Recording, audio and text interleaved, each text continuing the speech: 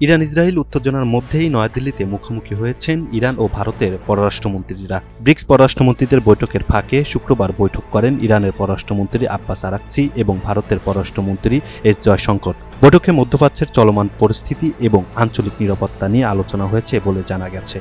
এর আগে ইরান 2026 সালের ব্রিক্স ইয়ার ভারতকে আহ্বান জানায় উপসাগরীয় সংঘাতে যুক্তরাষ্ট্র ও ইসরায়েলের ভূমিকার বিরুদ্ধে জোটের পক্ষ থেকে শক্ত অবস্থান নিতে। বর্তমানে ব্রিক্স জোটে রয়েছে ব্রাজিল, রাশিয়া, ভারত, চীন ও দক্ষিণ আফ্রিকার পাশাপাশি মিশর, ইথিওপিয়া, ইন্দোনেশিয়া, ইরান এবং সংযুক্ত আরব আমিরাত। তবে নয়াদিল্লিতে অনুষ্ঠিত এবারের বৈঠক শেষে যৌথ ঘোষণা দিতে পারেনি সদস্য দেশগুলো।